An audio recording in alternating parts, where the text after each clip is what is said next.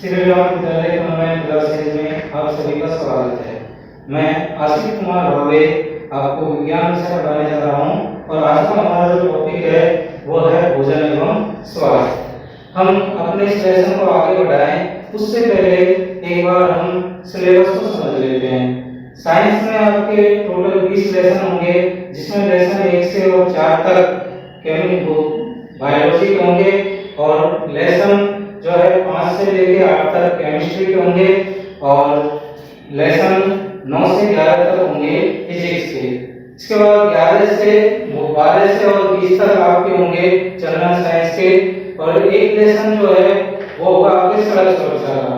तो इस प्रकार कुल मिलाकर ये 20 लेसन होते हैं जो टोटल 80 नंबर के होंगे और इन्हीं में से आपका पूरा पेपर जो है आएगा। तो हम अपने स्टडी को आगे बढ़ाते हैं और आज का टॉपिक शुरू करते हैं। टॉपिक का नाम है भोजन एवं स्वास्थ्य। तो भोजन और स्वास्थ्य को हम समझे तो उससे पहले हमें भोजन के प्रमुख घटक या पोषक तत्वों के बारे में जान लेना चाहिए। तो भोजन के जो घटक या पोषक तत्व होते हैं वो होते हैं कार्बोहाइड्रेट, वसा, प्रोटीन, खनिज लवण तथा जल। और इन पोषक तत्वों का भोजन में होना आवश्यक होता है। जब भी भोजन होंगे तो ऐसे भोजन को हम कहते हैं संतुलित भोजन। तो संतुलित भोजन क्या होता है? तो संतुलित भोजन की परिभाषा देखते हैं हम, वह भोजन जिसमें सभी पोषक तत्व प्रचुर मात्रा में उपलब्ध हो संतुलित भोजन कहलाता है। किसे कहते हैं संतुलित भोजन? वह भोजन जिसमें सभी पोषक तत्व प्रचुर मात्रा में उपलब्ध हो संतुलित भोजन कहलाता है। अब देखते हैं संतुलित भोजन के क्या लाभ है। तो संतुलित भोजन के लाभ है, पहला लाभ है यह शरीर को मजबूत बनाता है, रोग प्रतिरोधक क्षमता बढ़ाता है। रोग प्रतिरोधक क्षमता क्या होती है? तो रोग प्रतिरोधक क्षमता का अर्थ है यह हमारे शरीर को रोगों से लड़ने के लिए मजबूत करता है या उसको जो है तैयार करता है। तीसरा लाभ है दिमाग को तेज बनाता है और चौथा लाभ शरीर को स्वस्थ बनाता है। तो ये 4 लाभ है इसके संतुलित भोजन के। अब अगर कोई भी पोषक तत्व की भोजन में कमी रह जाती है तो हम उसे असंतुलित भोजन कहते हैं। और असंतुलित भोजन क्या होता है? तो वह भोजन जिसमें एक या अधिक पोषक तत्वों की कमी हो। कितने पोषक तत्वों की? एक या अधिक पोषक तत्वों की कमी हो तो उसे असंतुलित भोजन कहते हैं। अब कोई भी पोषक तत्व की कमी हो सकती है, जैसे कार्बोहाइड्रेट की हो सकती है या प्रोटीन की हो सकती है या वसा की। तो ऐसा भोजन क्या कहलाता है? असंतुलित भोजन। और असंतुलित भोजन के कारण जो है हमारे शरीर पर कई प्रकार के हानिकारक प्रभाव पड़ते हैं। तो असंतुलित भोजन से क्या हानि है? तो देखिए, पहली हानि शरीर को कमजोर बनाता है। क्या बनाता है? शरीर को कमजोर। और दूसरी हानि है रोग प्रतिरोधक क्षमता को क्या कर देता है? कम कर देता है। अगर हम असंतुलित भोजन करेंगे तो हमारे शरीर की जो है रोगों से लड़ने की क्षमता वो कम हो जाएगी और हम बीमार हो सकते हैं। तीसरा जो लाभ है वो हानि है, दिमाग जो है कमजोर हो जाता है। और चौथी हानि है शरीर को रोगी बनाता है। ये किसकी हानि है? असंतुलित भोजन की। अब हम कुपोषण के बारे में जानते हैं। कुपोषण क्या होता है? तो कुपोषण की परिभाषा समझते हैं। भोजन में लंबे समय तक एक या अधिक पोषक तत्वों की कमी हो तो उसे कुपोषण कहते हैं। इसे कहते हैं कुपोषण। भोजन में लंबे समय तक एक या अधिक पोषक तत्वों की कमी हो तो उसे कुपोषण कहते हैं। और कुपोषण जो है ये कितने प्रकार का होता है? तो कुपोषण 3 प्रकार का हो सकता है। पहला विटामिन कुपोषण, प्रोटीन कुपोषण और खनिज लवण कुपोषण। हम अपने इस अध्याय में इन 3 प्रकार के कुपोषण के बारे में ही विस्तार से समझेंगे। तो सबसे पहले हम देखते हैं विटामिन कुपोषण क्या होता है। तो भोजन में विटामिन की कमी से होता है क्या? विटामिन कुपोषण। जैसे विटामिन ए। विटामिन ए की अगर भोजन में कमी होगी तो उसे रोग हो जाता है रतौंधी रोग। और इस रतौंधी रोग के जो लक्षण है कम प्रकाश या रात्रि में दिखाई नहीं देता है। दूसरा है थायमिन, विटामिन B1।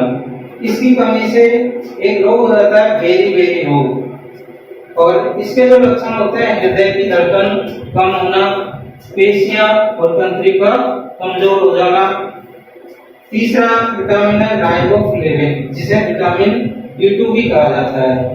और इसकी कमी से जो रोग होता है उसे राइबोफ्लेविनोसिस कहते हैं। क्या कहते हैं? राइबोफ्लेविनोसिस। इस रोग का नाम जो है इससे ही मैच करता है, विटामिन के नाम से ही। थोड़ा जो है बोलने में ये कठिन है, लेकिन पढ़ते पढ़ते ये भी याद हो जाता है। इसके क्या लक्षण है? मुख के किनारे और त्वचा का फटना और स्मृति में कमी। स्मृति का मतलब है याददाश्त कमजोर हो जाती है। चौथा विटामिन है नियासिन, जिसे विटामिन B3 भी कहा जाता है। और इसकी कमी से पेलेक्रिया रोग हो जाता है। और इसके जो लक्षण होते हैं, जीभ व त्वचा पर पपड़ी आ जाती है। क्या? जीभ और त्वचा पर पपड़ी आना। पांचवा विटामिन है एस्कॉर्बिक अम्ल, जिसे विटामिन C कहते हैं। यह एक महत्वपूर्ण विटामिन होता है और इसकी कमी से स्कर्वी रोग हो जाता है। और इस रोग में जो है मसूड़ों से खून आने लग जाता है। क्या लक्षण है इसके? मसूड़ों से खून आना। इसके अलावा त्वचा पर चकत्ते बन जाते हैं। चकत्ते का मतलब जैसे अपने तिल होते हैं वैसे इसके धब्बे बन जाते हैं इस विटामिन की कमी से। और लास्ट विटामिन है छठा कैल्सिफिरोल, जिसे विटामिन D कहते हैं। और इसकी कमी से रोग हो जाता है रिकेट्स। रिकेट्स रोग के क्या लक्षण है? पैरों की जो है हड्डियां मुड़ जाती है और घुटने पास पास आ जाते हैं। विटामिन कुपोषण के बाद हम समझते हैं प्रोटीन कुपोषण के बारे में। तो भोजन में प्रोटीन की कमी से ये कुपोषण होता है, प्रोटीन कुपोषण। और प्रोटीन कुपोषण के जो है कारण दो प्रकार के रोग हो जाते हैं। पहला रोग है क्वाशीओरकोर रोग। इस रोग के क्या लक्षण है? तो इस रोग में बच्चे का पेट फूल जाता है। तो पहला लक्षण है बच्चे का पेट फूलना। दूसरा लक्षण है भूख कम लगना। और तीसरा लक्षण है स्वभाव चिड़चिड़ा हो जाता है। चौथा लक्षण है त्वचा पीली, शुष्क, काली और धब्बेदार होकर फट जाती है। तो चार प्रकार के जो है लक्षण दिखाई देते हैं कौन से रोग में? क्वाशीओरकोर में। और एक क्वाशीओरकोर रोग किसके कारण होता है? प्रोटीन की कमी के कारण। प्रोटीन की कमी से जो दूसरा रोग होता है वो है मेरेस्मस रोग। और इसके कारण जो है निम्नलिखित लक्षण दिखाई देंगे। पहला लक्षण होगा शरीर सूखकर कमजोर या दुबला हो जाता है और आंखें कांतिहीन होकर अंदर धस जाती है। यह इसका दूसरा लक्षण है। तो इस प्रकार प्रोटीन कुपोषण के कारण जो है दो प्रकार के रोग होते हैं और उनके लक्षण आपने देख लिए। अब मैं एक बार आज का जो पढ़ाया हुआ है वो पूरा आपको थोड़ा सा समझा देता हूँ। तो आज हमने सबसे पहले संतुलित भोजन के बारे में पढ़ा। क्या होता है संतुलित भोजन? वह भोजन जिसमें सभी पोषक तत्व प्रचुर मात्रा में उपलब्ध होते हैं उसे हम कहते हैं संतुलित भोजन। इसके बाद आपने संतुलित भोजन के लाभ पढ़े। इसके बाद हमने पढ़ा असंतुलित भोजन की परिभाषा और उससे जो हानि है। इसके बाद हमने जो है कुपोषण के बारे में पढ़ा, जो हमारा इस लेसन का मुख्य टॉपिक है कुपोषण। एग्जाम में इसी में से क्वेश्चन पुट अप होते हैं। और क्या होता है कुपोषण? कि भोजन में लंबे समय तक किसी एक या अधिक पोषक तत्व की कमी होती है तो उसे हम क्या कहते हैं? कुपोषण। कुपोषण जो है मैंने आपको तीन प्रकार का बताया जो हमारे इस लेसन में है। पहला है विटामिन कुपोषण, दूसरा है प्रोटीन कुपोषण और तीसरा है खनिज लवण कुपोषण। खनिज लवण कुपोषण के बारे में हम जो है अगले वीडियो में पढ़ेंगे। तो विटामिन कुपोषण के मैंने आपको सारणी बना के समझा दी है और प्रोटीन कुपोषण के बारे में आपको पढ़ा दिया है। तो इसको आप अच्छे से वीडियो को देखें और समझें और देखने और समझने के बाद इसको आप जो अपनी नोटबुक में उतारें और उतारने के बाद मुझे जो है उसका वीडियो या फोटो सेंड करें, जिसको मैं देखूंगा कि आपने सही उतारा है, कोई गलती तो नहीं है। अब मैं इसके बाद आपको कुछ क्वेश्चन दे देता हूँ होमवर्क के लिए जो आपको करने हैं। अब हम होमवर्क देख लेते हैं क्या करना है आपको। तो मैं आपको 5 क्वेश्चन दे रहा हूँ जिनके आंसर आपको जो है नोटबुक में लिखने हैं और जो है उनका फोटो सेंड करना है। तो पहला क्वेश्चन है संतुलित भोजन किसे कहते हैं और संतुलित भोजन के लाभ बताइए। तो इसमें आपको इसकी परिभाषा लिखनी है और इससे होने वाले जो लाभ है वो आपको बताने हैं। दूसरा क्वेश्चन है कुपोषण किसे कहते हैं, तो कुपोषण की परिभाषा लिखेंगे। तीसरा क्वेश्चन विटामिन कुपोषण जो है उसकी आपको सारणी बनानी है।